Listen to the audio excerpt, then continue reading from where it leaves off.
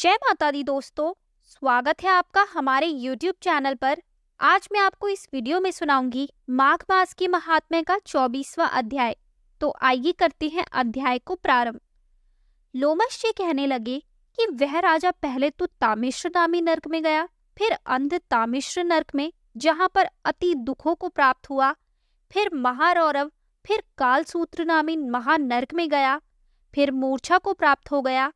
मूर्छा से चेतना आने पर तापन और संप्रतापन नाम के नरक में गया। अनेक दुखों को भोगता हुआ वह प्रताप नाम के नरक में गया। तब काकोल, कुड़पल, पूर्व मृतिका, लो शंकु, मृजीप आदि नरकों में होता हुआ असी पत्र वन में पहुंचाया गया। फिर लोह धारक आदि नरकों में गिराया गया।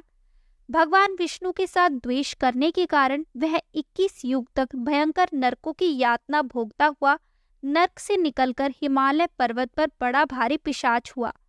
उस वन में वह भूखा और प्यासा फिरता रहा। उसको मेरु पर्वत पर भी कहीं खाने को न तो भोजन मिला और न ही पीने को जल। होत व्यथा के कारण वह पिशाच घूमता हुआ एक समय प्लूत प्रस्त्र वृण नाम के वन में जा निकला। बहेड़े के वृक्ष के नीचे वह दुखी होकर हाय मैं मरा, हाय मैं मरा ऐसे शब्द जोर जोर से पुकारने लगा और कहने लगा, भूख से दुखी मेरे इस जन्म का कब अंत होगा? इस पाप रूपी समुद्र में डूबते हुए मुझको कौन सहारा देगा?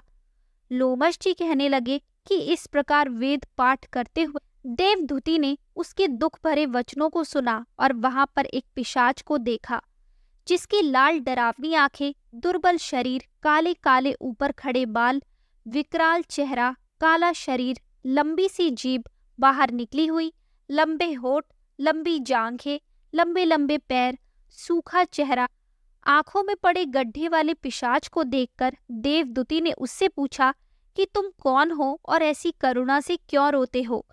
तुम्हारी यह दशा कैसी हुई और तुम्हारा मैं क्या उपकार करूं? मेरे आश्रम पर आ जाने से कोई प्राणी दुखी नहीं रहता और वैष्णव लोग आनंद ही करते हैं। सो हे भद्र, तुम अपने इस दुख का कारण जल्दी कहो, क्योंकि विद्वान मनोरथ पाने के लिए विलंब नहीं किया करते।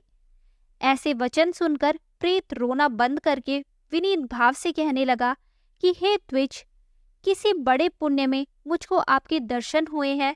बिना पुण्य के साधुओं की संगति नहीं होती।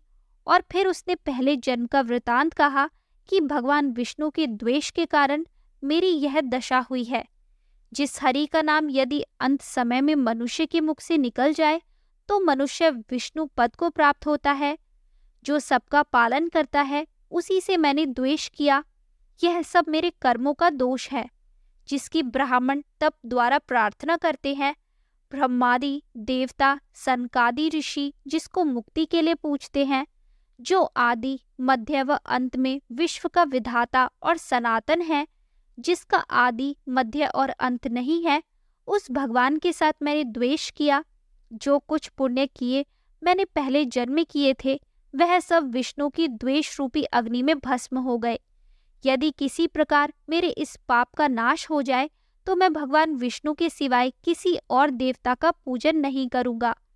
विष्णु भगवान से द्वेष करके मैंने बहुत दिनों तक नरक यातना भोगी और पिशाच योनि में पड़ा हूँ। इस समय मैं किसी अच्छे कर्म के योग से आपके आश्रम में आया हूँ, जहाँ पर आपके सूर्य रूपी दर्शन ने मेरे दुख समान अधिकार को दूर कर दिया है। अब आप कोई ऐसा उपाय बताइए जिससे मेरी यह पिशाच योनि दूर हो, क्योंकि सज्जन पुरुष उपकार करने में देर नहीं करते। देवदूति कहने लगा कि यह माया देवता, मनुष्य, असुर सबकी स्मृति को मोहित कर देती है, जिससे धर्म का नाश करने वाला द्वेष उत्पन्न हो जाता है। जगत के उत्पन्न करने, रक्षा करने और नाश करने वाले जो सब प्राणियों की आत्मा है, उनसे भी लोग द्वेष करते हैं। जिनके अर्पण करने से सभी कर्म सफल होते हैं, उनकी भक्ति से मुख मोड़ने वाले मूर्ख कौन सी गति को प्राप्त नहीं होते। चारों वर्णों का वेदोक्त हरि का भजन करना ही उत्तम है, अन्यथा कुमार्ग में चलने वाले मनुष्य नरक के गामी होते हैं। किसी कारण वेद विरुद्ध कर्मों को त्यागना चाहिए। अपनी बुद्धि से बचे हुए धर्म के मार्ग पर चलने से मनुष्य परलोक के पथ का भी नाश करते हैं। वह वेद, देवता और ब्राह्मणों की निंदा करते हैं। झूठे मन, कल्पित शास्त्रों को मानने वाले नरक में जाते हैं। देवादिदेव विष्णु से विमुख होने वाले नरक में जाते हैं। जैसे द्रविड़ देश का राजा नरक में गया, इस कारण इनकी निंदा नहीं करनी चाहिए और वेद में न कही गई क्रिया को भी नहीं करना चाहिए।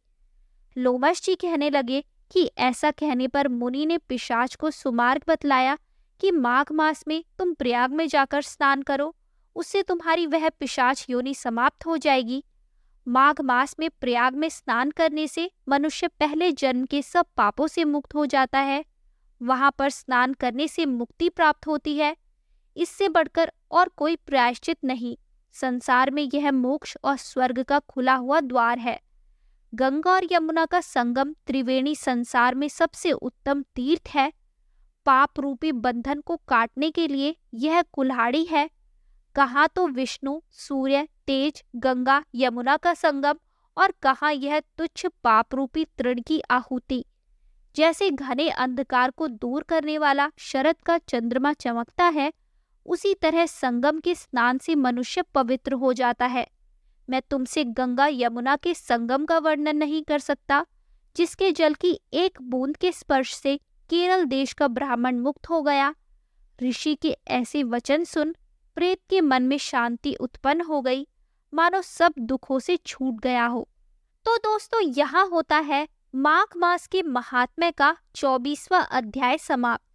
आगे के और अध्याय सुनने के लिए हमारे चैनल को सब्सक्राइब करें और शेयर करना ना भूलें।